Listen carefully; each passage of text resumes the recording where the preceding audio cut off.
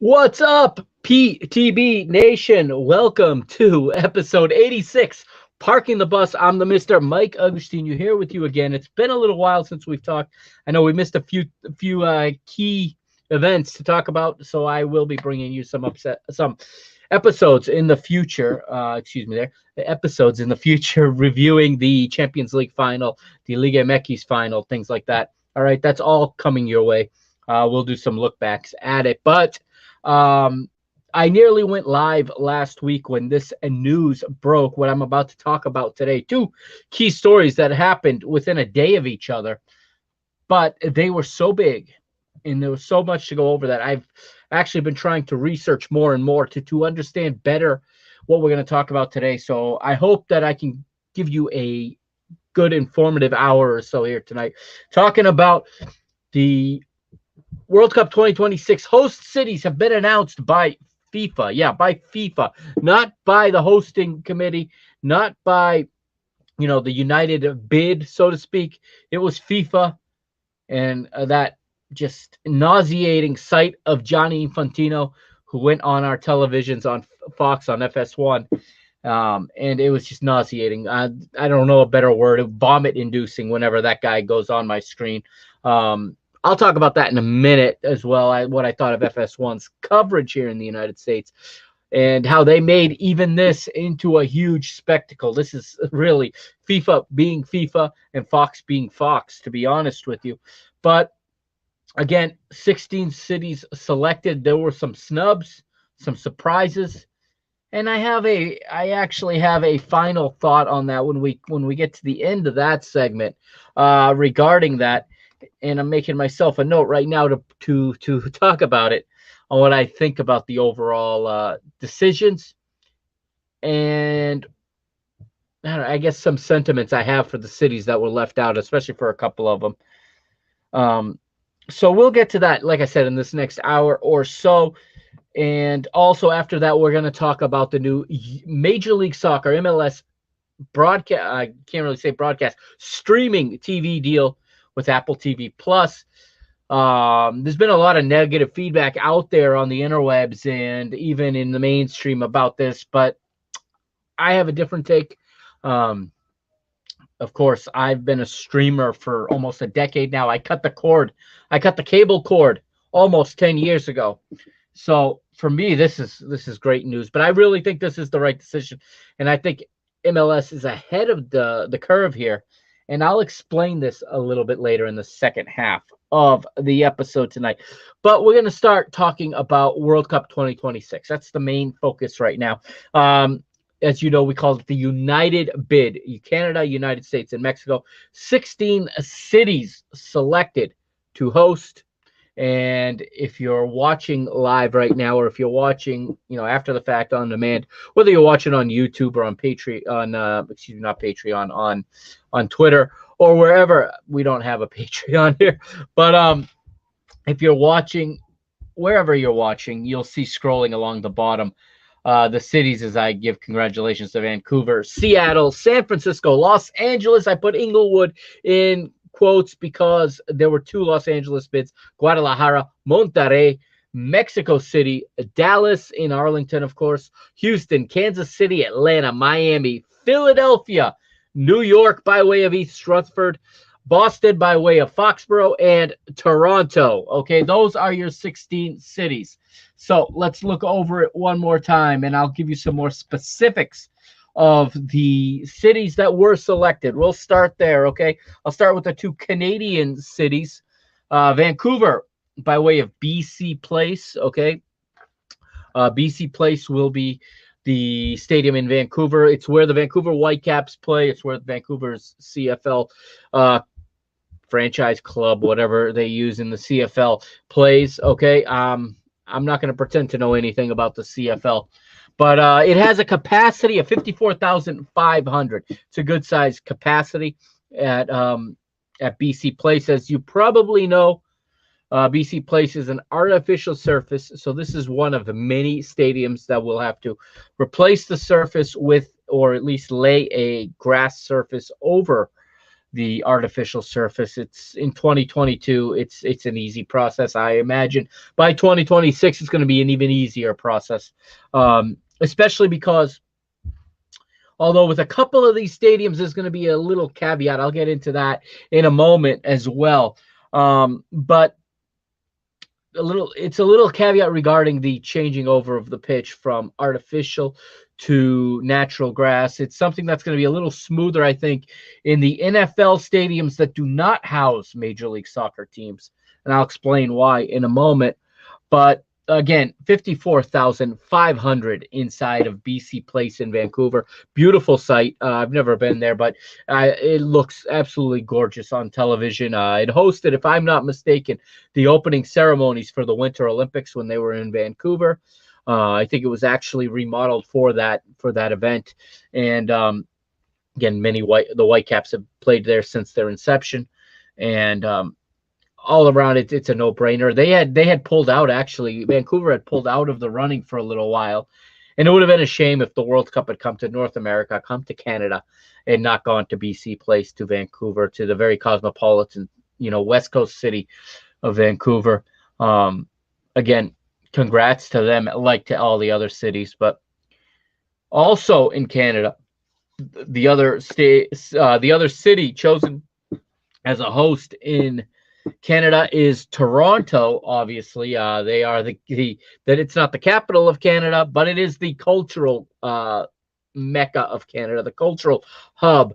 The majority of Canada's population live, very close to the Toronto metropolitan area, if not within the metropolitan area of Toronto.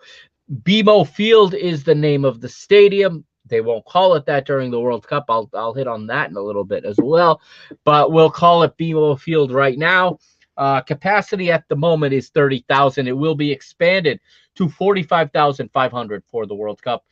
This is the one stadium that needs the most work because of the capacity requirements. Rogers Centre would not have been a option because the Toronto Blue Jays of Major League Baseball play there.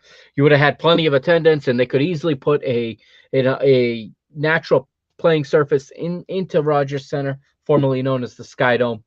But again, Toronto Blue Jays are not going to be playing baseball away for upwards of 6 weeks because FIFA, I guess I'll get into this first. FIFA takes, from my understanding, and this was the case in past World Cups, and I assume it will be the case in 2026. FIFA takes over ownership of the stadium, I think 30 days before the start of the competition, or at least 30 days before that stadium hosts a match. This comes into because we've seen in the past and I think UEFA does the same thing in the Euros. We've seen where, for example, in England, the FA Cup final gets moved earlier, pushed back, or I should say pushed up to an earlier date because UEFA is going to come in and take over Wembley at a later date. And, it's going to happen here too. So these are both Major League Soccer stadiums. This is going to be an interesting scheduling thing. If that's the case, okay, this is going to be an interesting scheduling thing for Major League Soccer to work around because they're not going to have access to these fields for something like 30 days before the start of the tournament. We saw this in Germany as well back in 2006, where the league finished early in order to accommodate that requirement from FIFA. So both of these stadiums are these are the two Canadian stadiums. Both of them Major League Soccer stadiums. And one needs to replace the playing service or needs to install a new one, and the other needs to install about 15,000 seats, 15,500 seats. So they'll both have work to do between now and then. I expect that the construction on the stadium will happen well in advance to 2026. They're not. I don't see them waiting until 6 months before to start building the stand. I doubt it. From the overhead looks of the stadium, if you look at it on Google Maps or on Google Earth, you can see that that at one end zone there's nothing but space to build on, and that's probably where they will put a stand that could easily hold 15,500 or so fans. There's a lot of open space that you can fill in with additional seating. So interestingly, Toronto's BMO Field is the only soccer-specific Major League Soccer stadium that will be used in this World Cup. Of course, the Mexican stadiums are all soccer-specific, but again, so those are the two Canadian cities. And again, like I said, they're going to have to grow grass in Vancouver. I don't know how that's going to affect the Whitecaps' home schedule prior to the tournament. I think Major League Soccer is planning to shut down for the entire month. Now with the, invention of the Leagues Cup coming up starting next year, starting in 2023, as it's going to look going forward, I wouldn't be surprised if the Leagues Cup is played in either in an abbreviated format in 2026, or if it's played almost exclusively in, well, actually, you could play it in the soccer-specific stadiums, whereas teams whose stadiums will be used in the World Cup may have to find an alternate home, the way, New York City FC has used Hartford, has used Red Bull, things like that. Perhaps TFC will have to play home games somewhere else, or play all away games in the Leagues Cup that year. I don't know how they're going to do it, but I'm sure they're going to do it. There's one thing that, Major League Soccer can do. They can work around schedules. They've done it before, so I don't doubt them at all. So again, recapping, the playing surface at BC Place will have to be natural grass. Not that familiar with the climate of Vancouver. I don't know how much time you need to grow grass in Vancouver. They're probably going to order sod and roll it out, but it's got to stay alive. It's got to root, because when the turf does not root, you get what we get when we have these champions, the International Champions Cup matches here in the United States, where they just lay the grass down over the artificial surface, and it comes up in strips every time somebody digs their heels into the ground. You can't have that at the World Cup. These pitches are going to have to root.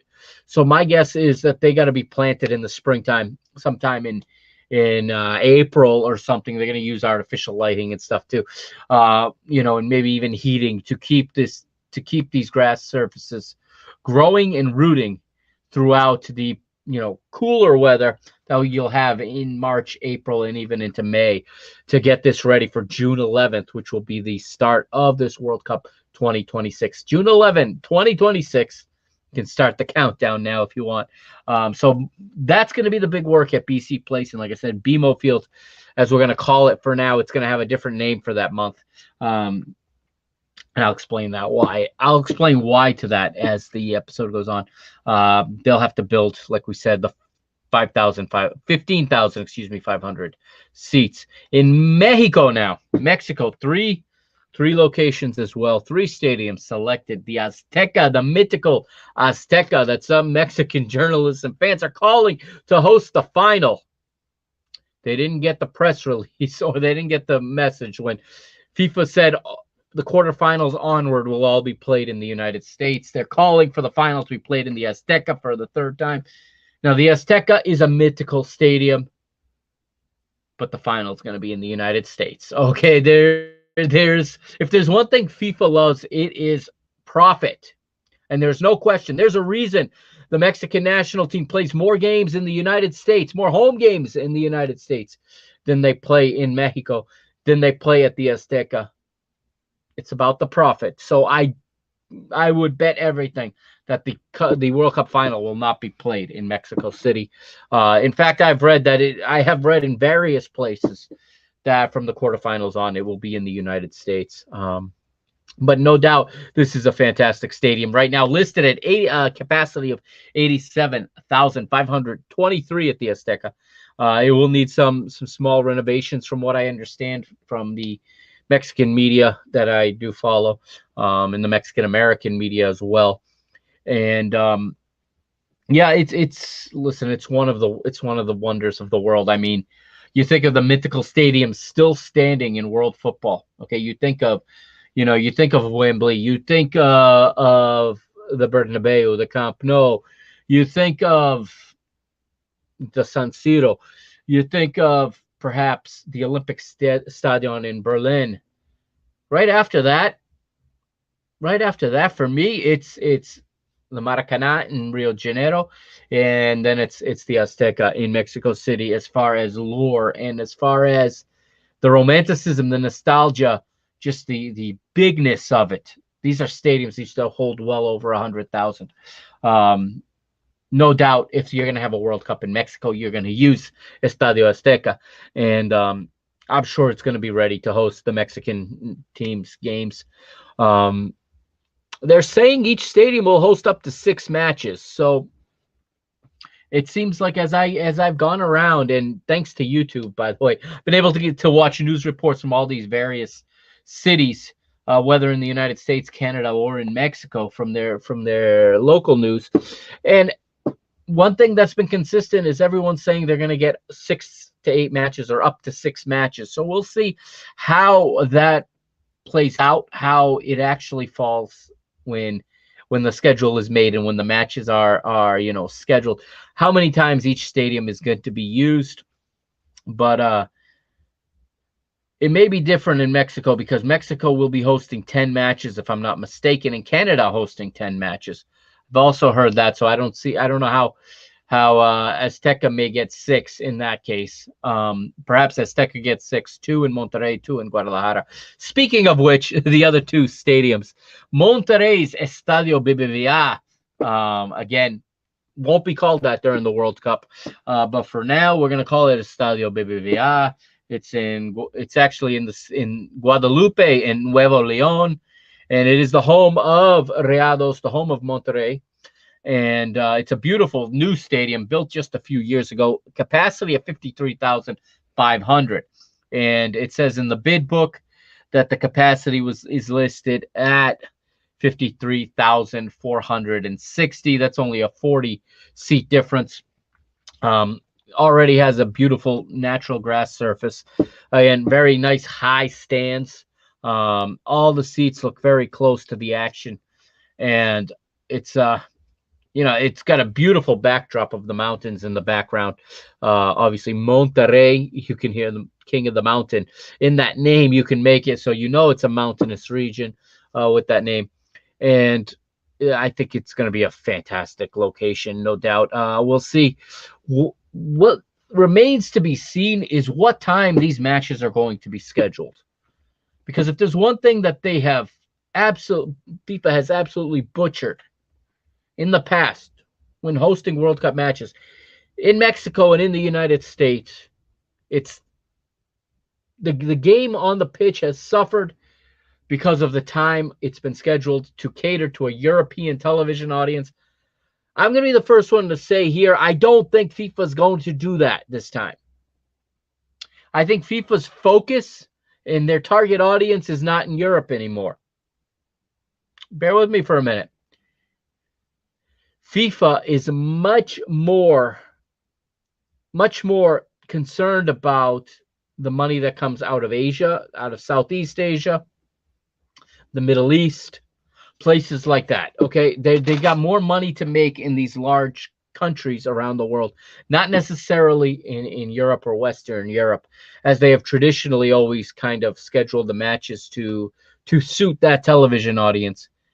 I don't think you're going to see matches played at high noon anymore, which in Mexico 86, Mexico 70, USA 94, you had West Coast matches being played at noon, which makes no sense in the summer when temperatures are up of over 90 degrees Fahrenheit.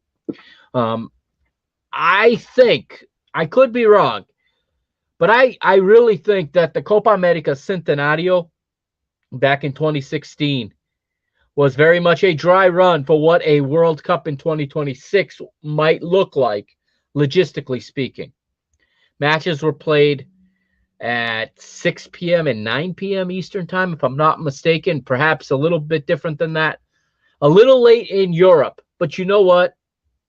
I love Europe. You guys know that. I love my European family. I love my friends, but they're going to stay up and watch these matches anyway. Okay? And the amount of people that live in Europe okay, is lower than the amount of people that live in the Far East, the amount of people that live in Southeast Asia, in India, for example. Pushing these games times closer to prime time here in the United States, first of all, capitalizes on a U.S., Canada, and basically the entire Western Hemisphere, everything in North and South America. It's prime time for all of these viewers, all of these populations. You got massive populations in the United States, Mexico, Brazil, Argentina specifically. Okay, those are some massive populations.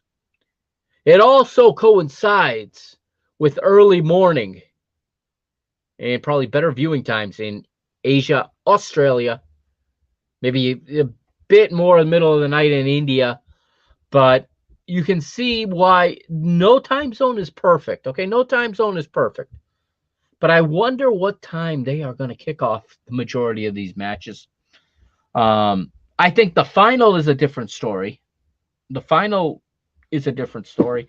And I think they're going to fit the final into a traditional time window, but they can't play every match. You can't have the last match of each day kicking off at 3 p.m. anymore, like it does on our television screens here in the United States. Okay. It's just too hot everywhere except for the stadiums that have a covered roof, like BC Place and like some of the ones I'll talk about in a few moments. But it's just going to be interesting to see how they do this. But again, if these matches are not scheduled at the hottest part of the day every day, these Mexican facilities will do a great job. This will be great. The football will suffer if these matches are played constantly in the bright sunshine and the scorching heat, which if you go back and watch videos of Mexico 70, Mexico 86, and USA 94, there are very, very few night matches. And I don't foresee that for this United 2026 World Cup. But we'll wait and see. FIFA will come out with the details. I could be completely wrong, but I'm at least giving you my reasoning as to why I think it may be different. Now, there's a lot of people, since this came out, that's why I waited. There's a lot of people running off opinions that are just based on no fact at all. Some with very large followings, mind you. I actually saw people upset that, for example, Las Vegas was not selected on the selection show, that Chicago was not selected. Now, these cities were not in the running, but that doesn't stop people to go into their platforms and showing shock and saying, what? But honestly, to the best of my knowledge, I'm making an educated guess based on what I've seen, what I've observed, what I've learned, what I've read in the past. I think that the game times are going to be more catered to the North and South American audience and the Asian audience. And there's a happy medium you can find where you hit prime time and breakfast time. So you hit prime time in our part of the world, breakfast time in Asia and in Australia. And it won't shock me if that's what happens. It may shock a lot of Eurocentric viewers, which I used to be one. Let me be honest with you. I used to be very Eurocentric as of when I started this podcast. And by way of doing this podcast, by watching different leagues and different football, I've opened up my perspective. I've seen it through a larger lens. And FIFA has indicated in many, many decisions that they have made that their primary concern is not Europe. To the point where they have completely pissed off UEFA to no end, continuing to add matches. Okay, FIFA has learned that their voting blocks are not in Europe, that they can defeat Europe with the rest of the world voting with them, and it has in some way leveraged a sort of soccer civil war, if you will, within the game. And you see CONMEBOL now in UEFA starting to come up with competitions together, like the Finalissima, and they're talking about South American teams joining the UEFA Nations League. So you can see that CONMEBOL and UEFA are trying to make a serious threat that they could break away if they wanted to. And while FIFA cannot afford to obviously lose those two confederations, they know they can still keep them at bay while maximizing the support, the profit that comes from the rest of the world. And we'll see how this all plays out. Like I said, the last stadium in Mexico, before I get too far off topic, Estadio Akron, also will not be called that, in Guadalajara, home of Chivas, Guadalajara. The city's located in the city of Zapopan in the state of Jalisco. Okay. And Guadalajara's stadium holds 49,850, second smallest stadium in the World Cup, behind only BMO Field in Toronto. So those are the two smallest stadiums with capacities under 50,000. And again, Guadalajara hosted mini matches in 86 and in 70. So did Monterrey. Not in these two stadiums, but in their predecessors. And same goes. If the matches are at a reasonable time of day or night, I think these will be fantastic. These will be fantastic hosts. Now, I do believe that I'm double checking here. If I'm not mistaken, nope. It is a natural surface at Estadio Akron. I thought it was an artificial surface. I believe it had been at one time. Looks like it's natural grass now. Okay, moving on to the United States and to the 11 cities, or should I say stadiums, selected to host. We'll start with the biggest markets, if you will. The largest market of them all, and they hosted the selection special. New York, New York, New York, as Frank Sinatra said. Yes, I know the stadium's in New Jersey. Everybody knows the stadium's in New Jersey. So the comments about that are just ridiculous. Everybody knows that MetLife Stadium, as it's called, is located in East Rutherford, New Jersey. It's still in the New York media market. It's still in the New York area. Why is it that in our sport, our fans of our sport,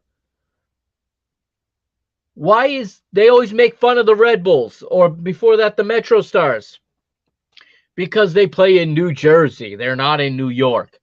No, I've never heard anybody criticize the New York Football Giants of not being a New York team because their stadium's across the Hudson River in New Jersey. Nobody has ever criticized the New York Jets because their stadium is across the river in New Jersey. Why is it in our sport our fans have to be so stuck up? I'm sorry to say stuck up, snobbish, to laugh at something like this. Listen, it's right there. When you are in East Rutherford, New Jersey, and you turn on your FM dial, all of your radio stations come from New York City. Your television stations that you catch off an antenna, off rabbit ears, if you still have those, are from New York City. It is the New York area. The fact that they even labeled it New York, New Jersey was just to appease the state governments in New Jersey to, contribute and to take on a role in this hosting thing. Make no mistake, New York is the host of these games. FanFest will be in New York City. When tourists come to watch their team play, they may book a room in New Jersey. I suggest Connecticut, I must say, as I plan my upcoming Parking the Bus tour. Much, much better I'm going to say, book your hotel in Connecticut. Okay, book it in Connecticut. The rates are much better in Connecticut than they are in New York or New Jersey. But anyway, when they get out of their hotel room, they're going to New York City. They're going to see Times Square. They're going to see the Statue of Liberty. They're going to see the Empire State Building or the Chrysler Center. They're going to go to One Rock. They're going to see the sights in New York City. New York is hosting the World Cup. Make no mistake about it. And please stop with the snobbery. Now, MetLife Stadium, as we call it, again, I keep alluding to it, so I better explain. And I had heard this before, and one of the newscasts, actually the one right here in my region in Boston, did verify that like 30 days or so before the World Cup arrives. I said this, and this will also affect the New England Revolution's, schedule that spring and that summer. But the sign that says Gillette Stadium will come down. It's been verified by local media. And the sign will go up that FIFA is calling it Boston World Cup Stadium. MetLife will likely become the New York, New Jersey World Cup Stadium, because that's probably why they put the word New Jersey in the bid. They want state money from New Jersey. Okay, the organizers wanted some money to be pitched in from the local government. They're going to put the name New Jersey in there for that reason. So when you pull into MetLife Stadium in June of 2026, you will be pulling into New York, New Jersey World Cup Stadium. This is what they did in Germany starting in 2006. They have done it in South Africa. They did it for sure in Brazil, because I know that the Neoquímica Arena, where Corinthians play, was rechristened the Corinthians Arena. A couple others were rechristened with a different name as well. FIFA is not going to allow you to put your name on a stadium that they are now holding for 6 weeks. Like I said, FIFA essentially in the bid and in the agreement, on top of requiring all kinds of tax breaks from the local organizers, also takes over the stadium and takes over ownership and renames all of these stadiums, because they don't want they're not giving MetLife any money. They're not letting them advertise at their World Cup. They're not letting Gillette advertise at their World Cup. They're not letting BMO advertise. They're not going to let Akron or BBVA Bank in Mexico. They're not going to allow NRG in Houston, AT&T in Dallas. They're not going to allow these brands to be advertised for free on their product. This is part of what FIFA requires. And I have heard it at least confirmed here in my local media that that's going to be the case here. And I'm going to make a safe assumption that goes across the country now, that these stadiums will all be rechristened and all of the sold name rights are going to be dropped for the time which they belong to FIFA. That means no other events during the World Cup also. Remember that.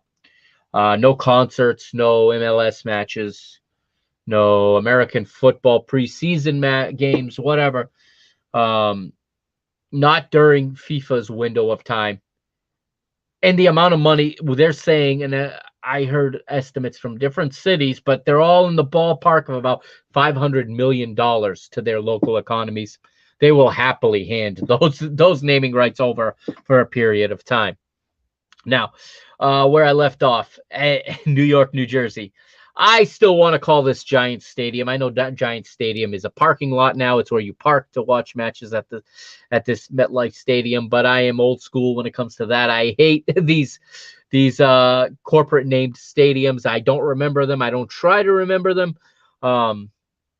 I choose to just remember them by their traditional names. But anyway, this new Giants Stadium, if you will, holds 82,500, but in the bid, they slated it to hold 87,157. That must be what it will hold for the World Cup.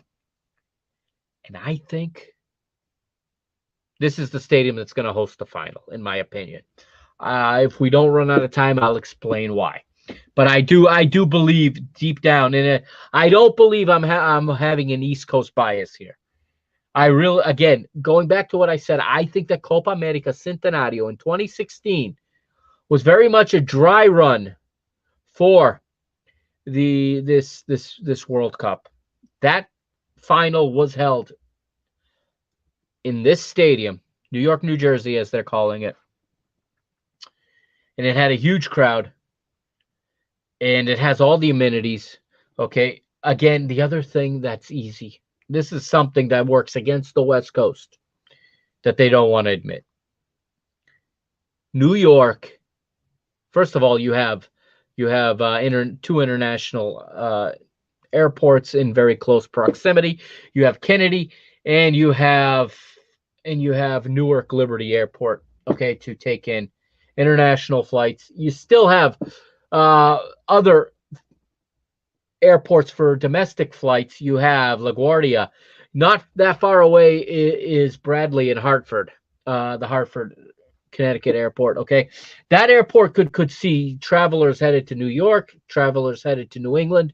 So Providence is not all that far away when you think about it. If you need to get a flight into the New York area and everything is booked, you'll drive an extra hour or two from Providence, Hartford, or from Newark, for example, to get even from Philadelphia to get to New York. Okay, I think that's why New York is going to host the final. There are a lot of international airports and a lot of hotels much closer to it from various points of entrance from around the world, not domestically. And New York is closest to Europe, where the majority of the bureaucrats at FIFA are going to fly in from. And when they're going to fly in, they're going to fly into New York most likely, and they're going to want to be in the Big Apple, as they call it. I think, I could be wrong, but I think that New York will be chosen to host the final. And if we don't run out of time, I'll give you a little more thoughts on that. But let's move ahead. That is New York's, stadium. Again, this is not the home of an MLS team, so they can literally get it ready the day that the Giants or the Jets season is over in January. Okay, they can roll the sod on the first day of spring in March, and it will root by, of course, if I'm wrong, landscapers out there, if I'm wrong, you can let me know at Mike Agostinho right there on your screen, at MikeAgostinho. You can let me know if I'm wrong about this, but I believe that if you plant it in March, in June, the roots will be nice and strong, and you will have a very good playing surface on the stadium that I believe is going to host the final. All right, moving on to perhaps the largest stadium. Okay, this is the largest stadium in the entire bid.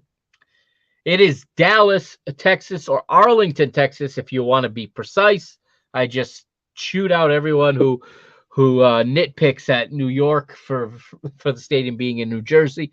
In Dallas, AT&T Stadium is what we call it. It'll be called the Dallas World Cup Stadium, I'm pretty sure.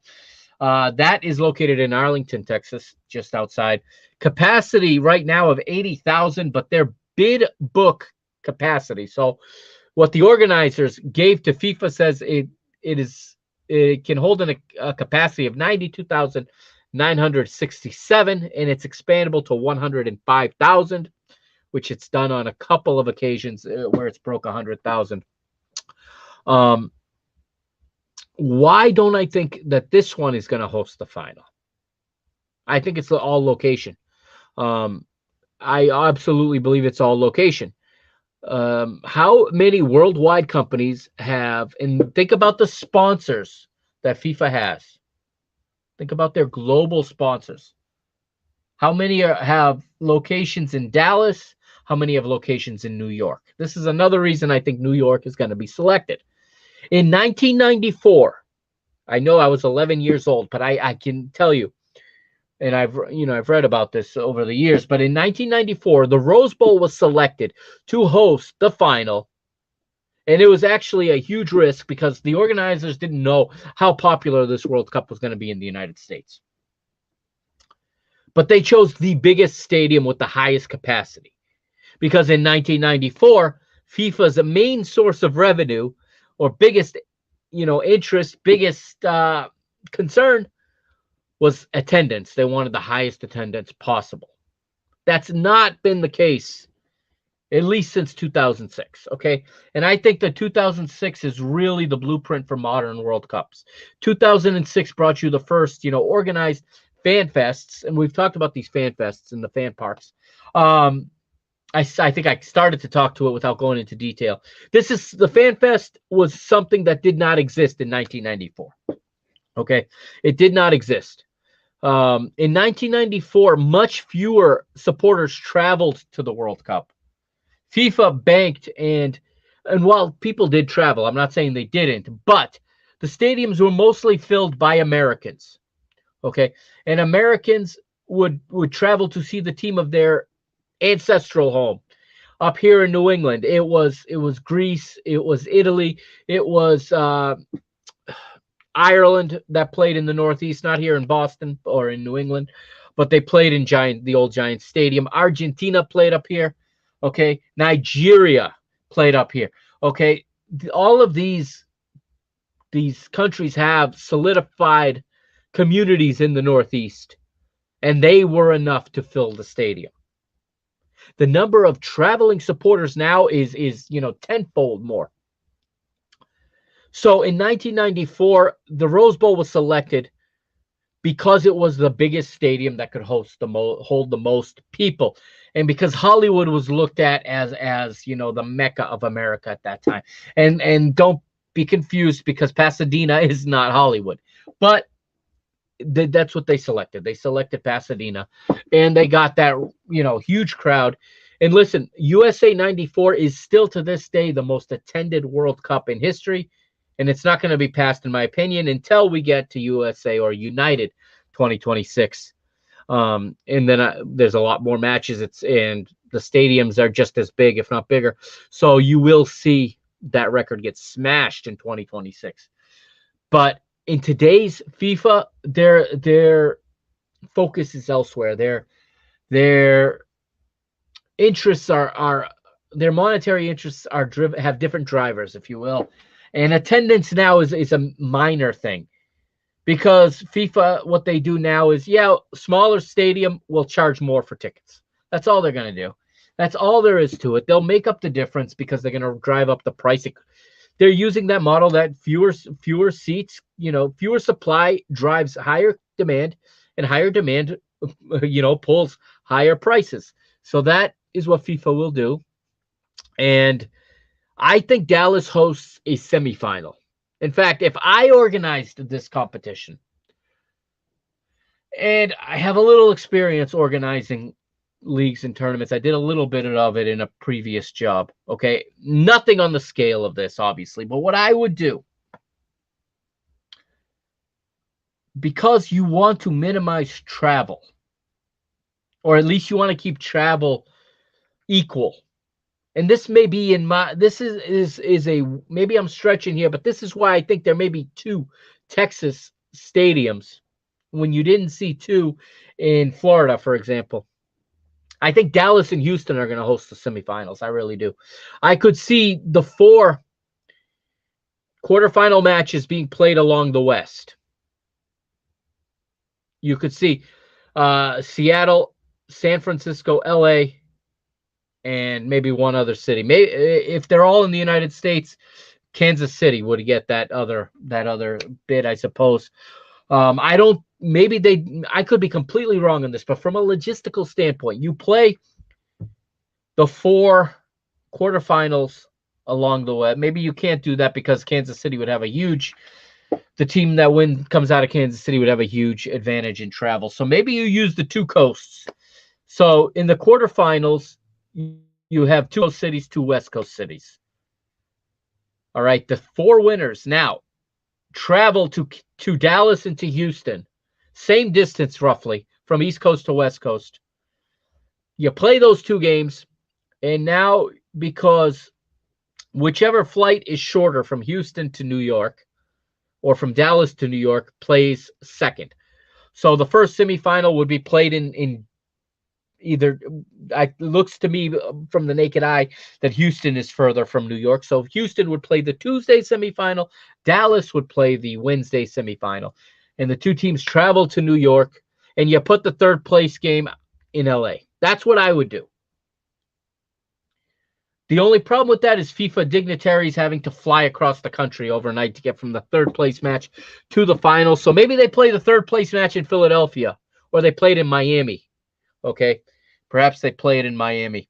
But getting back on track here, I think Dallas is going to host a semifinal. I don't think they're going to host the final, but I think they're going to host a semifinal. Okay. And staying in Texas, like I said, NRG Stadium, Houston, home of the Houston Texans of the National Football League. Capacity is 72,220. They have hosted numerous Super Bowls. I should also mention East Rutherford has also hosted the Super Bowl, and they called it a New York Super Bowl. They did not call it the New Jersey Super Bowl. AT&T Stadium, Dallas, Texas, has also hosted the Super Bowl, if I'm not mistaken. They've hosted the national championship game in college football. These are big events. This experience matters. All right. NRG Stadium, it just says that is 72,220. No longer has a grass surface, so they'll have to install one. Not a big deal for the amount of money and the amount of business it's bringing to these cities. This is nothing. So they will happily put that in, and I think Houston will be a great facility as well. It's a great city, one of the booming markets here in the United States, and I think they're going to be very good hosts. Staying centrally is, I was so glad that this city got to host. I have visited this city. It is one of the capitals of this sport in this country. In a city where people support the United States, okay? These are cities here on the coasts. That's not the case. On the West Coast, Mexico is king. On the East Coast, there's a different, each region has its own, large immigrant populations that support other countries. In Kansas City, KCMO, congratulations, USA is number one. And Arrowhead Stadium holds 76,416. This is a great, great location. I love this city. I'm not going to lie. I'm a little bit biased because I loved my time there when I traveled there. The nicest people I have met in the United States of America are in Kansas City. Okay. The sport is booming there. Sporting Kansas City are a very successful club on and off the pitch ever since they rebrand. I think that this is like an unofficial home field for the United States, to be honest. I hope the United States' group plays at Arrowhead Stadium in Kansas City. This is where I want to see the U.S. play. Sorry to the elites on the East and the West Coast, but the support for the Stars and Stripes is in the breadbasket of America. It's in the middle. It's in the Midwest. That's where they should play their World Cup matches. And I hope that I'm proven right. So 76,416. That is Arrowhead Stadium in Kansas City, currently the home of the Kansas City Chiefs, currently an artificial surface. That'll not going to be an issue. It did not host at the last World Cup, but it did host the Kansas City Wizards, Kansas City Wiz as they were known, for many years until the move to Kansas City, Kansas, where they play in their current, Soccer Specific Stadium when they rebranded as SKC. So those are the centrally located stadiums. And then what we learned was in the central region, thanks to FIFA's geography, Mercedes-Benz Stadium in Atlanta. This is a great stadium too. Mercedes-Benz Stadium holds 71,000.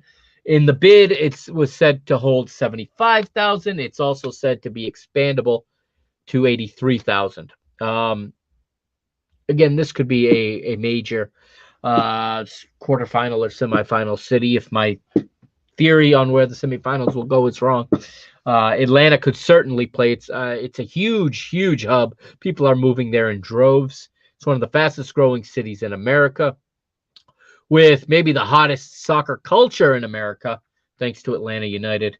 And this is one of the stadiums that is an MLS stadium, even though it's not a soccer-specific stadium. And yes, they'll have to put natural grass in there. That's kind of the story for the rest of these stadiums for the most part. I may get to one more. There may be one here that doesn't have. Yeah, there's, I think, one more that doesn't have. Two more to go that don't have artificial surface. But, yeah, Atlanta is going to be a great city. I don't think there's any surprise there. Philadelphia. They host for the first. They hosted the Women's World Cup in 2003 at this location at Lincoln Financial Field, as it's called. However, again, it'll be the Philadelphia World Cup Stadium at that time. Holds 69,796 grass surface. Nothing really needs to be done to it. It's a perfect location. And again, the United States showing why we're maybe the only country that could host this World Cup with virtually no notice. We would just have to book out the dates at these stadiums. This is one of the magnificent ones. Again, Philadelphia, Pennsylvania, the birthplace of America, in what will be the 250th birthday for America in 2026. Can't get more perfect than that. America's first capital now involved in the World Cup. Continuing with the stadiums here, we go to Los Angeles. SoFi Stadium beats out the Rose Bowl for the bid. This was really a battle of two stadiums to be the LA host. I don't think LA was ever in doubt to not host, just like New York.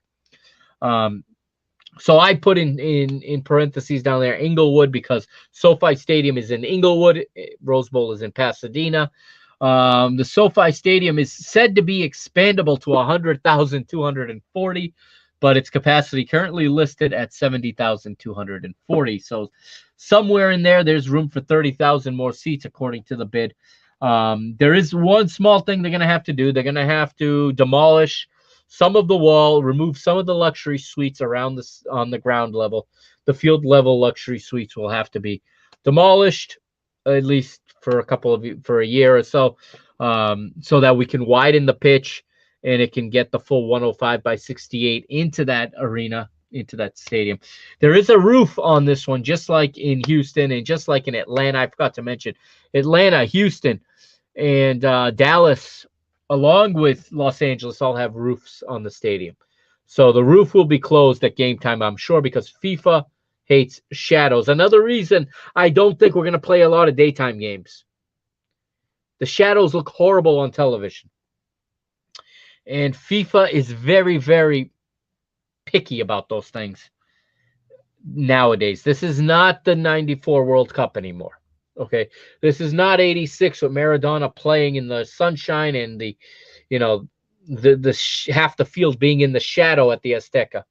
This is a much more modern World Cup, and I think that the roofs will be closed during these matches if they are in the daytime, and of course that will keep the noise in too, which will make it a loud World Cup, which is exciting.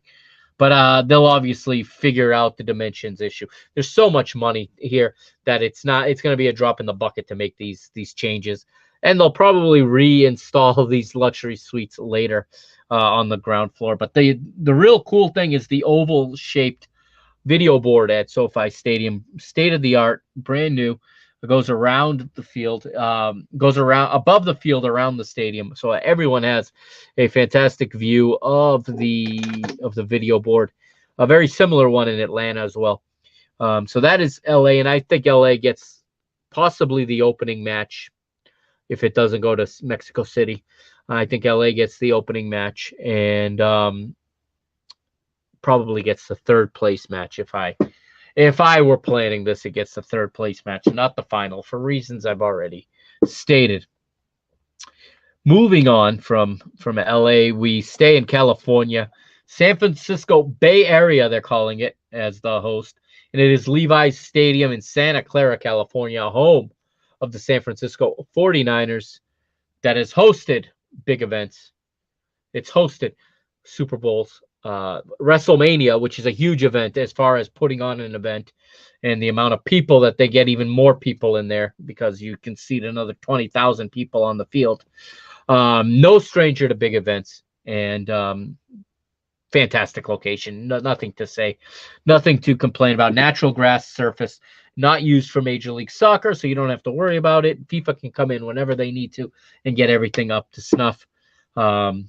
Perfect, absolutely perfect location for World Cup matches. Like I said, 68,500, expandable out to 75,000. So we'll see how many of these are actually expanded. My neck of the woods, they call it Boston. I'll call it Foxborough. I know I got on everyone about New York, New Jersey, but Foxborough is literally an hour from Boston. It's like 30 miles away, 28 miles, something like that. But Boston has some other advantages, and I guess I'll circle back to Boston in a minute. I'll do that one last because I have some insight.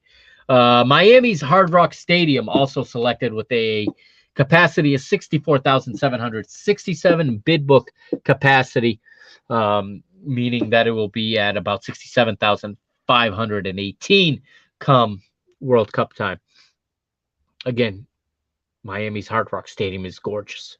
I mean, Miami is the capital of Latin America, like we said on the show. When they were interviewing people, Miami, and I watched some of the highlights from the newscast in Miami. Miami is the cultural hub of Latin America here it's in the United States.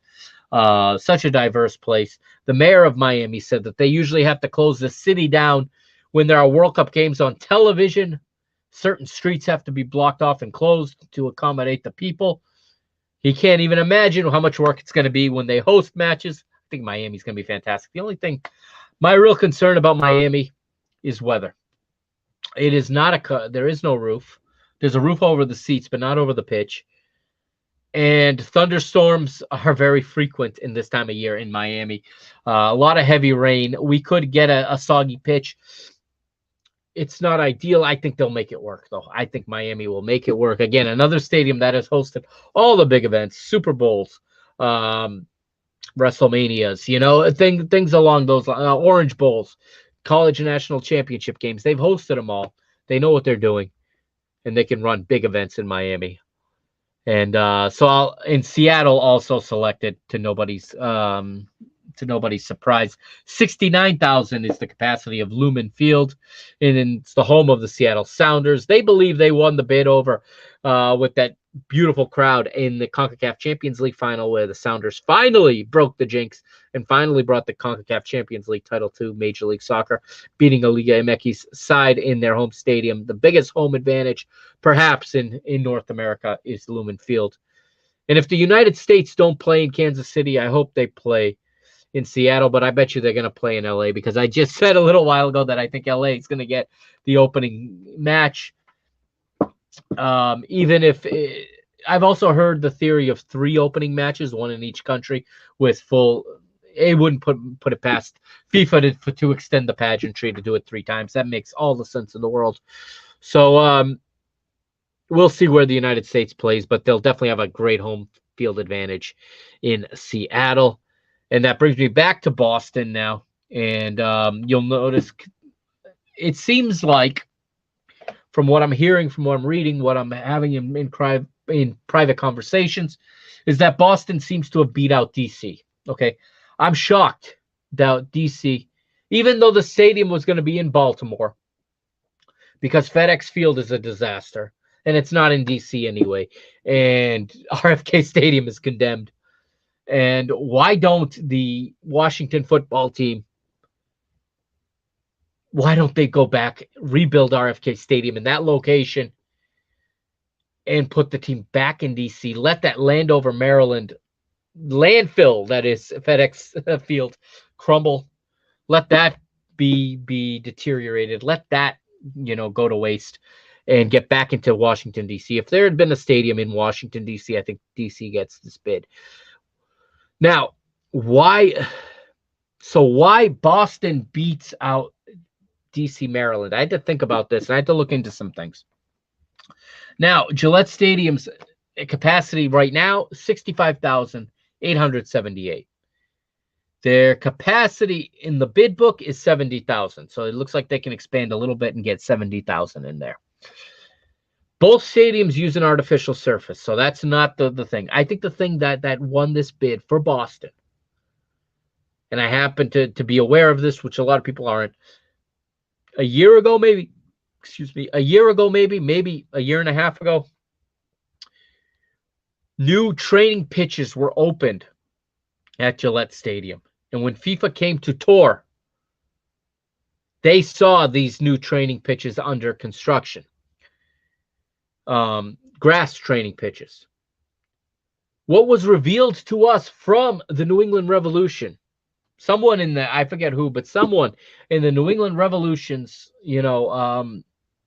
communications department, someone in the New England Revolution's, know-how said that FIFA was requiring 4 grass training pitches at stadiums, or asking for that.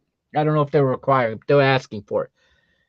Gillette Stadium now has like 8, thanks to this new construction. It was sold at the time as an investment in the New England Revolution Youth Academy, which undoubtedly that is what it will be after 2026, because it's more space for the Youth Academy to train and play, and further really tying the New England Revolution to Gillette Stadium.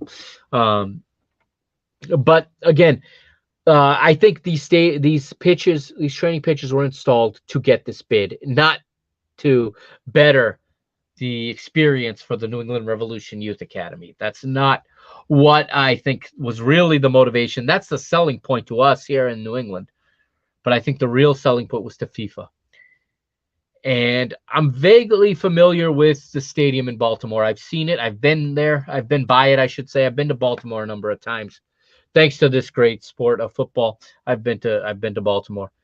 And Baltimore Stadium is located in a sweet location, right next to Camden Yards, okay? Right next to the baseball park. Right off of downtown, right off of the Inner Harbor, okay?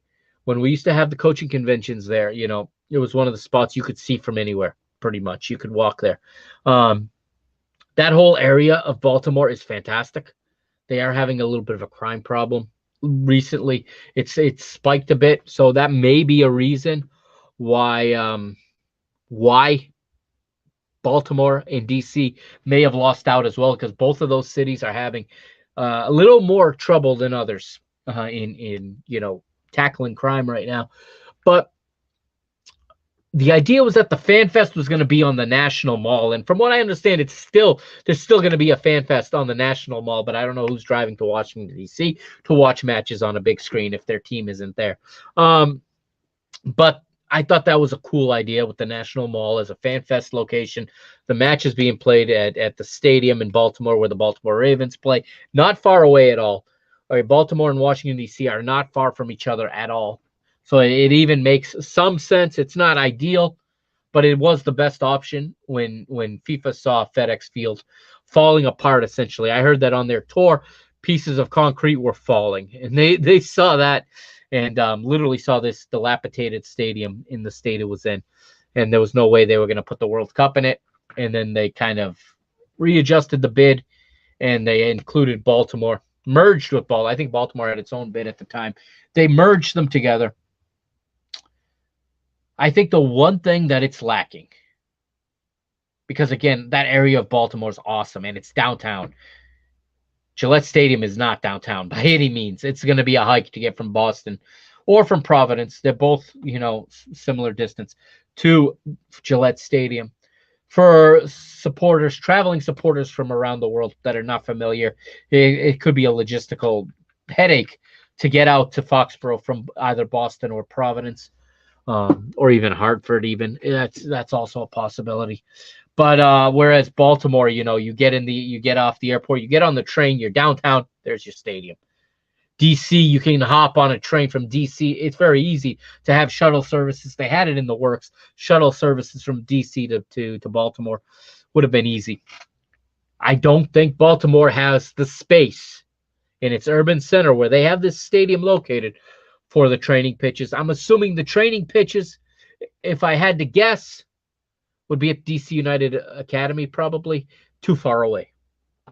That's my guess. That's my guess. I have a little bit of information, and I maybe expand it a little too far and make an educated guess. But that's my guess as to why Boston was selected and not DC. So who else was snubbed?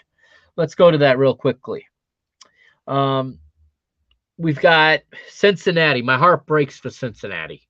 As you know, I'm headed there on an upcoming tour this summer. Like I said, I'm going to be doing a little bit of a stadium tour, and I'm headed to Cincinnati. That's the city I'm most excited about because I've never been there. And my heart breaks for them because I think they deserve to host this. World Cup. Denver, I don't know how much of a realistic chance they had. I feel for Denver because there's no good reason why they're not, other than the fact that somebody had to be left out. You can't point to the altitude because you're playing in Mexico City. So that altitude argument goes out the window. Again, when you look at the map, this is very coast heavy. Denver is not on the coast. It's much more centrally located, and Denver would have had to, I guess, displace Kansas City, and I don't want to see that happen to Kansas City. Told you how I feel about Kansas City. So I've been to Denver as well. It's a beautiful city. But I really think, honestly, after watching this play out, this is going to be a controversial opinion, unpopular by some. The United States should have hosted this alone. Denver, Cincinnati, Nashville, and Orlando all have better bids. Than Toronto, Monterrey, Guadalajara. Even better than Vancouver. Okay. I understand why it was a united bid of 3 nations. That is what it is. Maybe we could have had more Maybe we could have had more venues. I really think all of these cities that got snubbed, their facilities surpass anything you're going to see at the Qatar World Cup. They're going to surpass anything we saw in Russia in 2018. Okay? All of these are World Cup quality facilities, quality cities with quality airports. You don't have to take a bus from one city to another for 4 hours like you do in some other countries because there's only a limited number of international airports. Yeah, I feel for these cities, especially Nashville. Nashville is one that I would replace one of the Texas. I would have replaced Houston with Nashville, to be honest. Nashville is such a cultural capital right now. Another huge growing city. Some people call it the Vegas of the East. However, I do understand what was the problem with the Nashville bid. I have looked into it. I've watched, like I said, on YouTube, a lot of their local coverage. And basically, the sports commissioner in Tennessee and the gaming commissioner in Tennessee said that, the uncertainty about the future of Nissan Stadium is ultimately what they think did them in. That's why they want to demolish already Nissan Stadium. It's fairly new, but they want to demolish it and build a new one with a roof. And it makes sense because Nashville is a great city, a young city, and soccer is a sport for young people in this country. All right, the football audience is the youngest of all the sports here, on average. Nashville wanted to host the World Cup, but they want to host the Super Bowl. They want to host the Final Four, WrestleMania. I'm telling you, that's a huge one. That brings a ton of money to cities when they go there. It wants to host big UFC events. It wants to host, college football, major bowl games, championship bowl games. The SEC championship, maybe they want to compete for that. It's unfortunate, though, that the uncertainty about the future of Nissan Stadium sounds like it cost Nashville their bid. And I do hope they get that state-of-the-art world-class stadium so they can start hosting these events. I got to visit Nashville. I'm going to say this right now. On the 2023 PTB Stadium Tour, I'm penciling in Nashville. I don't care how long I have to drive to get there, to be honest. Because this entire tour I'm doing, guys, I'm doing it in my Honda Civic. So, yeah, even with gas prices up at $5 a gallon, it's still the most economical way to do it. But, yeah, so I think that was the issue. Orlando, a lot of people close to the situations at Orlando, it was just not feasible. There wasn't the environment, I guess, the urban environment around to hold these people. Plus, Disney takes up so many of the tourists, in so many of the rooms and things like that, that it was going to be hard to get anybody into Orlando and to put on a good show in Orlando at Camping World Stadium. Fortunately for people in Orlando, Miami's very close to them. It's a couple of hours drive, and they will be in Miami. But that's what I got. This sounds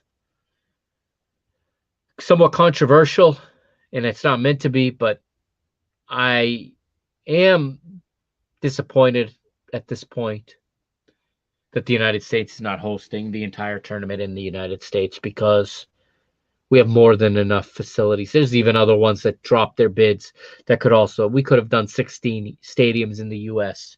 and had the best run World Cup of all time. It may still be the best run it will probably still be the best run World Cup of all time. But Monterrey, Guadalajara, Mexico City are very far away from some of these other locations. And I know FIFA has said they're going to regionalize, play so that teams aren't going back and forth across the continent. That theory may lend Dallas as a possible final. That may throw my theory of New York hosting the final out the door. But you know what? I'll close with this. You saw where they had the show, the selection special. You saw where Johnny Infantino flew into. You saw where they set up a TV show. They chose New York. Big business, big media. They all want to be in New York. In closing, I'm going to predict that New York hosts the final.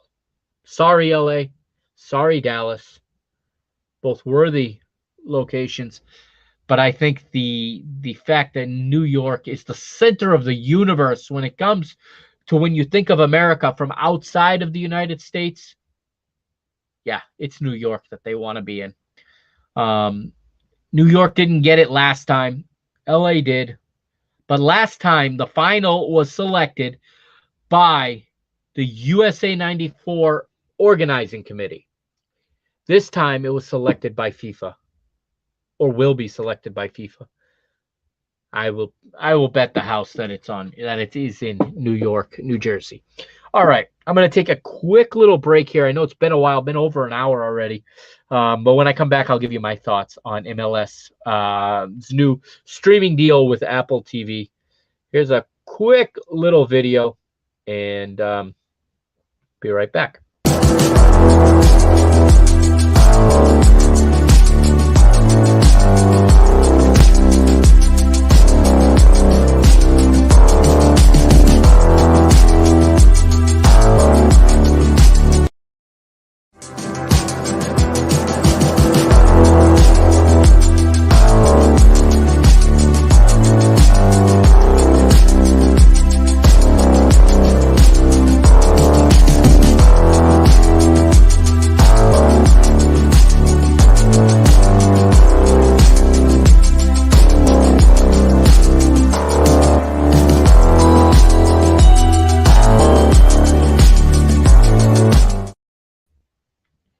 Welcome back, episode 86. All right, we're going to talk a little bit now about the MLS Apple TV deal that has been a lot of, it's been out there now for about a week, almost a week.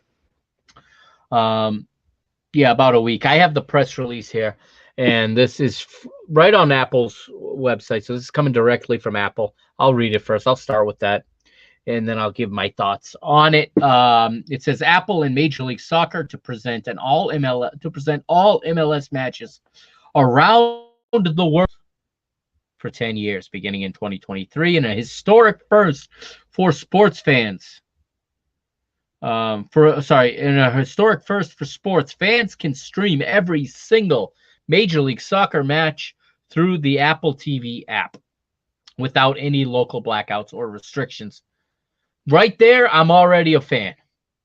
As a cord cutter, that is the best thing I have heard. The worst thing is when you go to ESPN Plus and you want to watch a match and it's blocked out in your local region. I understand that many of you and many who watch this league still watch on television, on cable, or on linear television. This does not rule out, and it clearly states that there will still be a linear package made available. Both Fox and ESPN will still get an opportunity to show matches on linear television. They will not have the exclusive rights to it, which diminishes the value, but you will still find some Major League Soccer on your TV screen. If you're still living in the 1990s and you're still watching on cable. No, I'm just kidding. No, but seriously, we've all said the future of sports is streaming. This is not new. Major League Soccer takes a big plunge of faith, and I think this is the right call. They're getting in early. You could say, "Oh, Apple has no experience." Well, you got to start somewhere.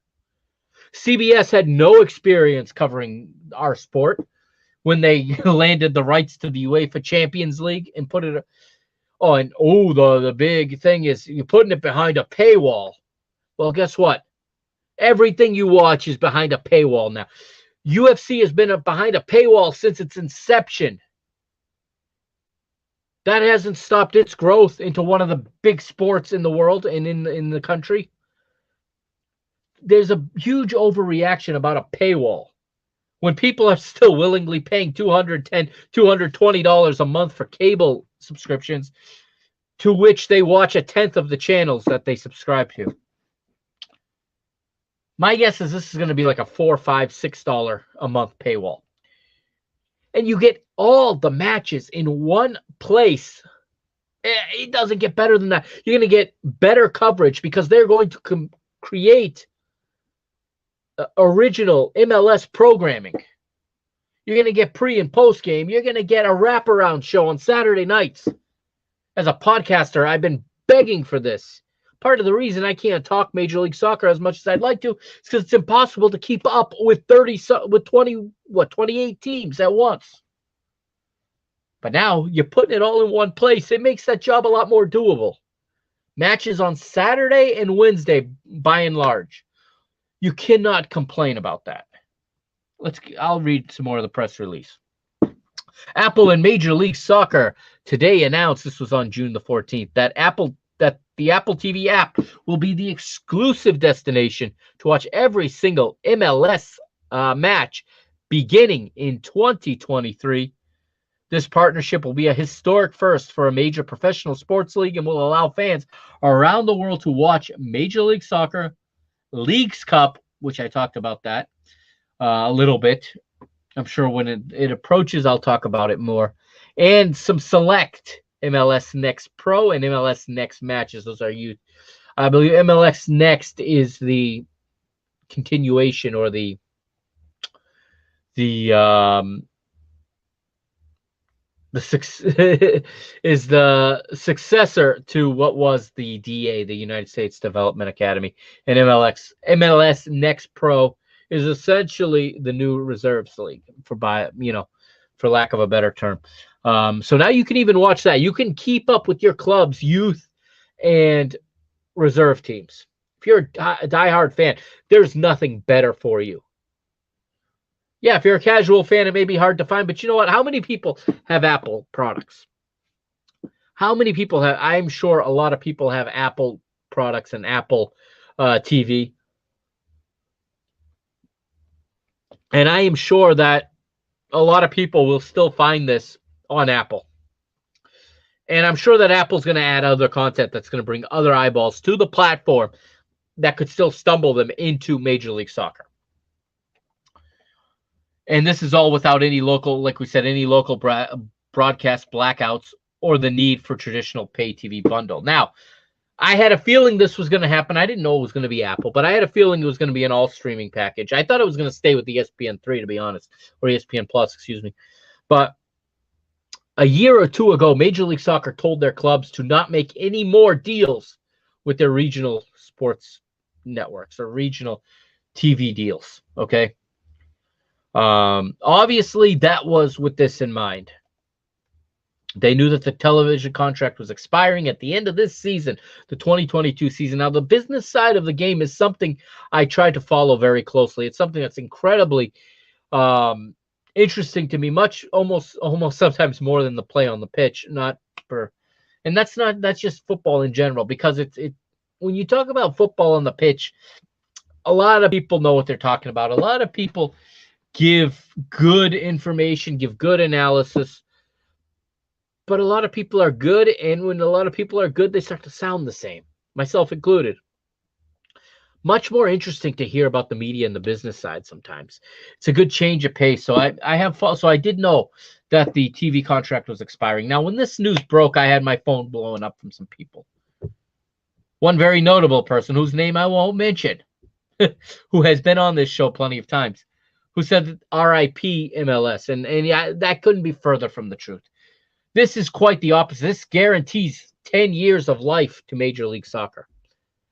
You see, because I'm 39 years old and I have seen this league from its, I remember the very first match. In fact, I was watching clips of it today on YouTube. I remember the very first ever MLS match. I watched it. I watched it in anticipation. Couldn't wait for this league to start. I saw this league nearly die. I saw it contract down to 8 teams, and we didn't know if there was going to be a next season. Now you're going to tell me 20 years later, not only is there going to be a next season, there's 10 more seasons, and Major League Soccer is going to collect $2.5 billion for it? This is phenomenal business. You cannot just look at this as a salary cap and players on the pitch. There are hundreds of football leagues in the world. Okay? Major League Soccer is better than 95% of them. We forget that all the time. We compare it to the Premier League. We compare it to La Liga. We compare it to the Bundesliga, to the Serie A, you name it.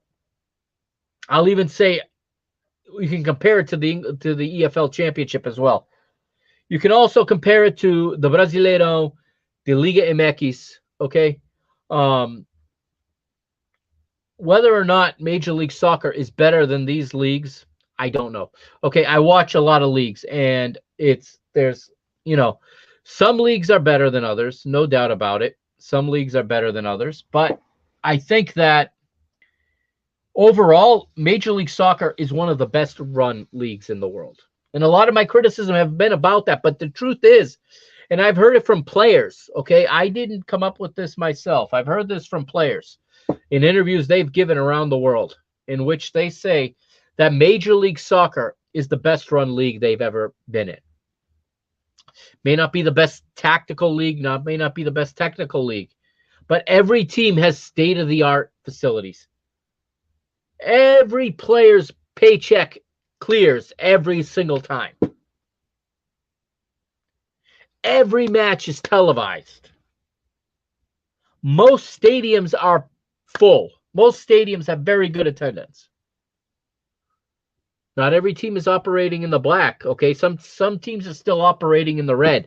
This is much needed resources to those clubs in smaller markets. It's not about just going out and signing the best players. That doesn't work. You're not going to compete with the Premier League. You're not going to compete with La Liga in that realm. And you don't even want to be competing with the Chinese Super League or with the Persian Gulf League or the Qatari League, the Saudi League, where money is thrown out the window to bring in stars. You want a sustainable model, and you want to keep the competitive balance. Another thing foreign players love about Major League Soccer, and I've heard this from a dozen in different interviews, in different languages, in different parts of the world. Every single team's fan base goes into the opening day of Major League Soccer believing that they have a chance to win. That happens in no other league. No other league. Not even in Brazil. Not even in Mexico. Okay? Nobody in Juarez believes that Juarez is going to win the Liga MX title. Nobody at Atlético Goianiense believes that Atlético Goianiense is going to win the Brazilian title. Or that, it's just not going to happen. So, this deal is very good for Major League Soccer. They're on a cutting-edge platform. They're going to be getting the attention and the quality coverage that the league deserves. No more playing crucial playoff games on Tuesday night to avoid Monday Night Football and to avoid Wednesday night basketball and to avoid Thursday night hockey. None of that. You have your fans, and your fans are going to watch. And I think the fan base is going to grow. You grow it by improving the game day experience. You grow it by being more active in your local communities, sending these players out to schools to speak to kids, to go to practices and kick with these kids. That's how you grow the fan base. That's how you grow a lifelong fan. Major League Soccer can do that. You don't grow it by being on ESPN when ESPN has had 26 years to grow this sport, and they're not doing a good job anymore. ESPN and Fox's TV numbers are abysmal. There's no reason to keep going with them and to be getting underpaid for it. On Apple, like I said, you get the wraparound show. You're going to get a weekly show. You're going to get coverage inside the club. I think this is going to be phenomenal. This is going to give the user, or the fan, all kinds of content about his or her favorite team now. They're going to be even more immersed in their club. You're always going to have to compete with European football. You're always going to have to compete with traditional American sports. No TV deal is going to change that. You can sign Zlatan. You can sign Beckham. That doesn't take away the fact that you're always going to be struggling behind the NFL. If you try to go after the NFL, you're going to lose. If you try to go after the Premier League, you're going to lose, or the Champions League. You just don't have, it's not something you can do realistically.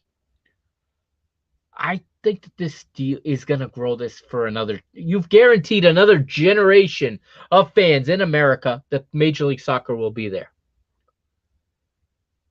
This is a huge source of revenue because you're not going to sell too many more expansion franchises. And what will hurt the game is when clubs pick up and move the way other American sports teams do. That's what you can't have happen. And here is a steady flow of revenue that will help prevent that. Here is Hercules Gomez and Sebastian Salazar talked about this on Football Americas.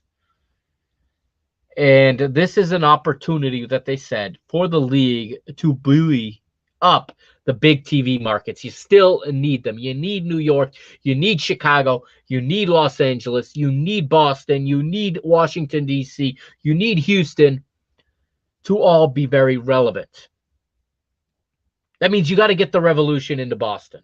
I know I just said that they're going to be tied to Gillette even longer.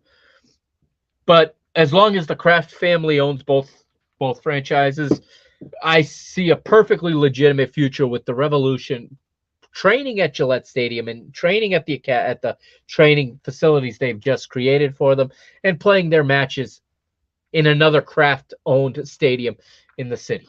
That's more or less what the Red Bulls do. So you got to get New York City into a stadium that's not Yankee Stadium.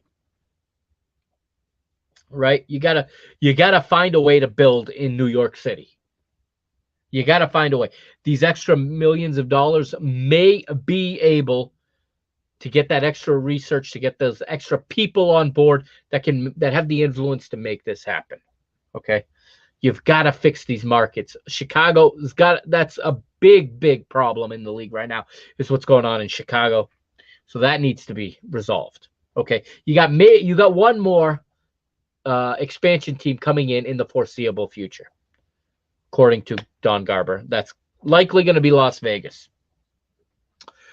We'll see how that works out. But again, this I'm going to continue to read this. Okay, from early 2023 through 2032, fans can get every live MLS match by subscribing to a new MLS streaming service available exclusively through the Apple TV app. I have the Apple TV app. I'm not an Apple user. I don't have an iPhone. I don't have a Mac, but I got the Apple TV app because I Got it to watch Ted Lasso. And no, I don't think Ted Lasso is a shoe-in to tell Apple, hey, let's get into soccer now. Apple is getting into this because Apple wants to use this to to show other leagues that they can also, stream their product, whether it's the NBA, the NFL, the Premier League. Who knows? Okay, who knows where Formula One, things like that. There's a lot of things you can do to show that you're committed to the product, and I think this is a win-win because I think Major League Soccer is going to get Apple's best. And Apple, in turn, is going to get the best out of Major League Soccer because you know what? Major League Soccer is responsible for producing all these television broadcasts, which means don't cry your eyes out for your local commentators. They're just going to be working for Apple now, most likely, okay? So it won't surprise me if the same production companies that produce the home matches for local television are going to produce them for Apple TV, okay? And I don't think they do all that bad of a job, okay? Some are better than others, like in anything, but I think they've improved significantly. I watch a lot of different ones because of the ESPN Plus. I've seen a lot of different broadcasts from a lot of different home networks. So I think the good thing is on Apple, there'll be a uniform look. There'll be a uniform set of graphics. Things will look familiar. And the best part is why the NFL does so much better than the other American sports is those fixed days and times where they are on. Every Sunday, football starts at 4:35 and whatever, 8 or 4:15 and 8:35, whatever. I don't watch the NFL, but even I know that if you look at that time, you're going to find a game on Fox, NBC, CBS, whatever's appropriate at that time. Major League Soccer, well, they can't do it on the big networks. They can do it here. And on Saturday at 7 p.m. or 8 p.m. or Saturday at 4 p.m. or Wednesday at 7 p.m., your team is playing, and you don't have to worry about what network they're on. They're on the Apple TV app. I think for fans that are already, I've seen fans say they're not going to subscribe. I doubt that. That will last a week or two. They're not going to miss their team. MLS has some of the most dedicated hardcore fans. They don't have the casual fan. We know that. But they do have that hardcore base. And that hardcore base is going to get Apple TV Plus. And what they fail to mention on most of the stories, most of the people covering this, season ticket holders are going to have it included in their season ticket package. Which means, okay, they're also going to be opened up to other Apple TV programming. A certain percentage of them will be like, hey, this is pretty cool. And when it's no longer free, they'll continue to pay for it. Okay, I truly believe that. I don't think it's going to be long before Apple adds another sport, to be honest with you. They're going to have the Leagues Cup. That's going to bring in a lot of Mexican-American eyes to watch the product. That's going to be the only place you can watch the Leagues Cup in the United States. Okay, I don't believe it's going to be on Univision. Okay, I believe it's going to be exclusive to Apple TV. So if you're a Club America or a Chivas fan living in the United States, you're going to subscribe to this to watch them. Okay, and you're probably going to keep it because people don't tend to cancel their streaming packs. It's just a fact. Okay, moving down here. It says the MLS live and on-demand content, which is very good, the on-demand part, on the Apple TV app will be available to anyone with internet access across all devices where the app can be found, including iPhone, iPad, Mac, Apple TV 4K, Apple TV HD, Samsung, LG, Panasonic, Sony, TCL, Vizio, and other smart TVs, Amazon Fire and Roku devices, which I'm a Roku guy, PlayStation and Xbox gaming consoles, Chromecast, and even on Comcast Xfinity. For the first time, here's a quote, for the first time in the history of sports, fans will be able to access everything from a major sports league in one place. Yes, this makes this look major. I agree. This is not minor league in any way to me. This is major. This is cutting edge. This is next generation. Major League Soccer got there first. I see a day where the NHL is going to follow this model. Because you know what? outside of a couple of pockets, nobody's watching the NHL on television either. And the amount of money that TNT Turner paid to put the NHL on television along with ESPN, they're going to stop there. I don't believe they're going to see the numbers to justify those costs. And I wouldn't be shocked if by the time this 10-year contract is up, the NHL is on a similar plan with another platform, or with this one, but with a streaming service.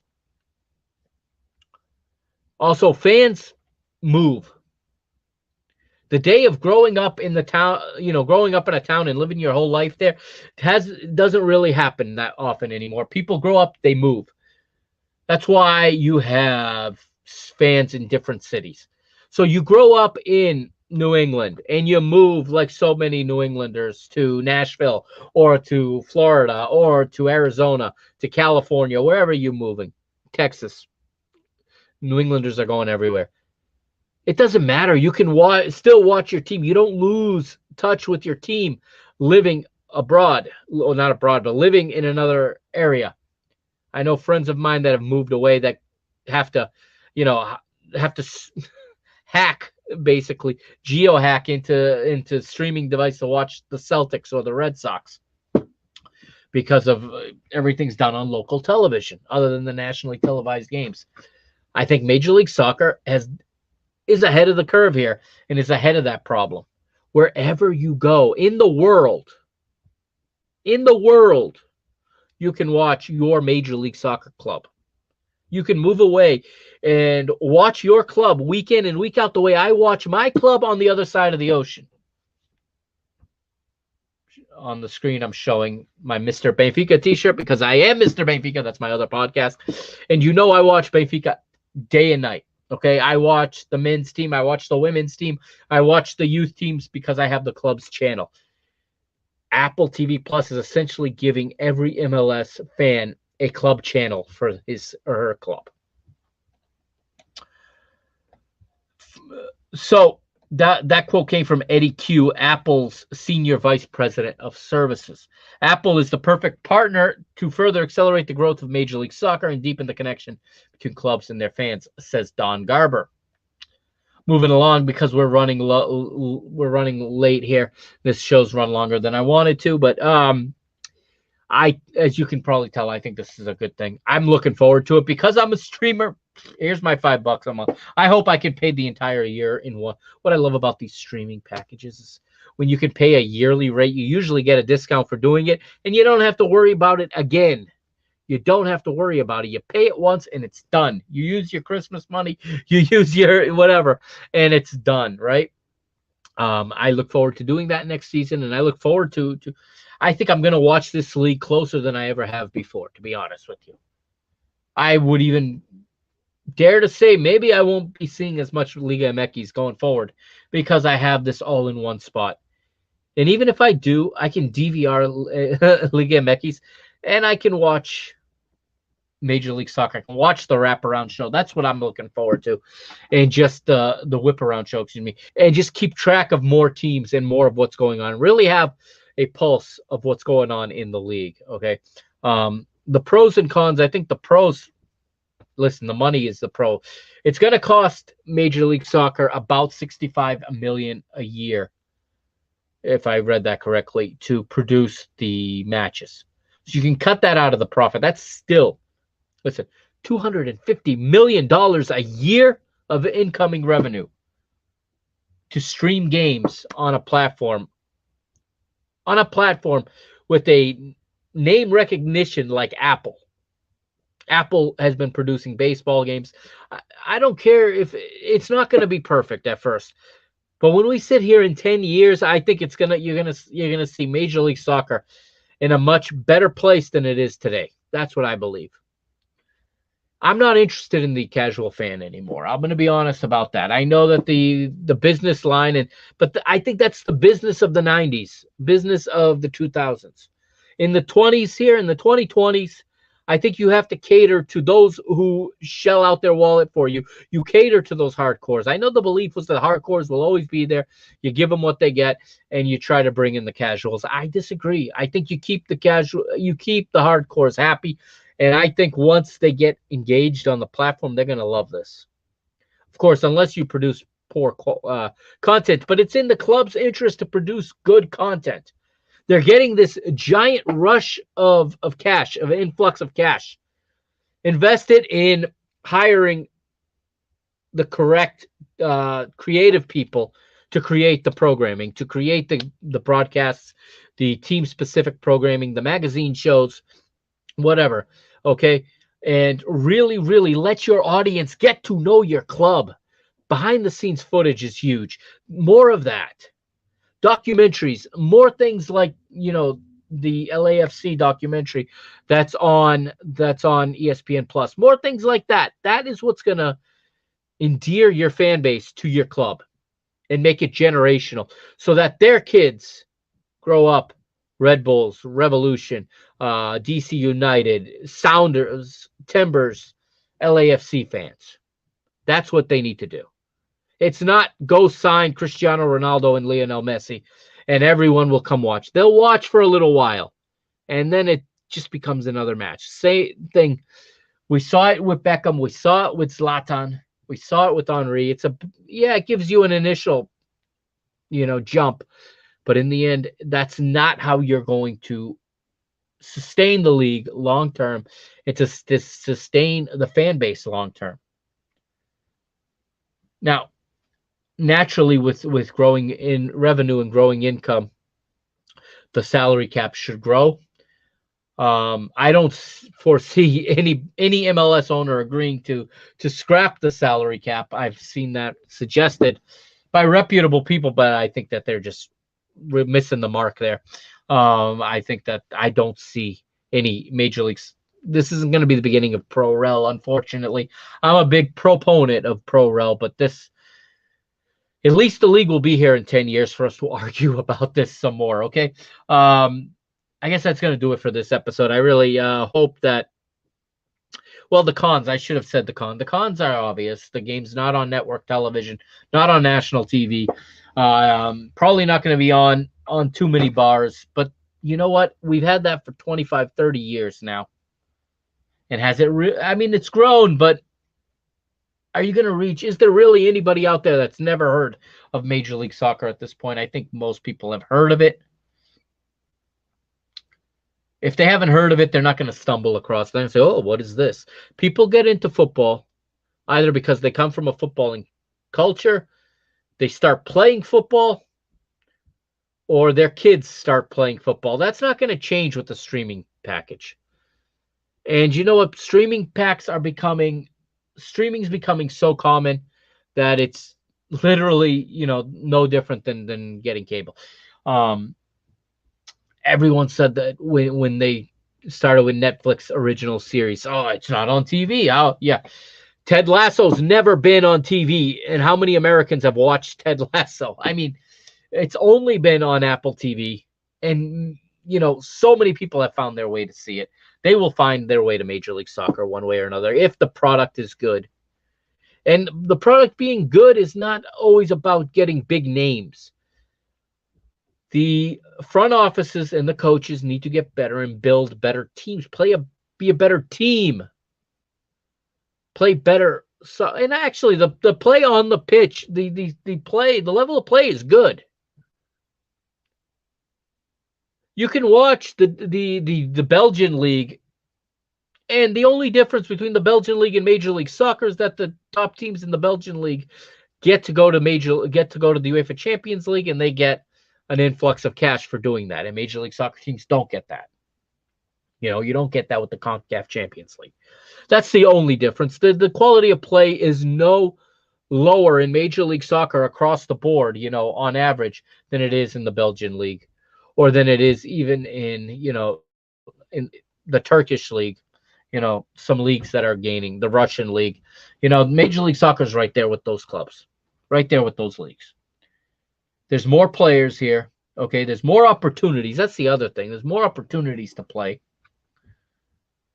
And there is 27 solid clubs that even the clubs that don't look like they're doing well are still, they're solid. They they could be operating at losses, but there's nobody in danger of folding, for example. Okay. Um, Major League Soccer handled the pandemic extremely well. Its clubs survived without too much noticeable damage, which is not the case around the world. Um, so we really got to get some of these things out of our minds that this is a retirement league. I heard that thrown out. That's a outdated expression. That was the case 10 years ago. Just because Insigne is coming to play for TFC does not make this a retire, or Chiellini to LAFC. That does not make this a retirement league. Major League Soccer, if you don't realize this, beats out a lot of European clubs on young Latin American talent. Ezequiel Barco, okay, when he came to Atlanta beat out big European clubs for him. Same for Diego Rossi when he came to LAFC. Okay, these are players that were wanted by big clubs, but Major League Soccer's clubs had more financial might. And they'll continue to do that. We'll continue to sign good young talent from the Americas. Well, and you can always sprinkle in some stars from Europe. It's always going to be there.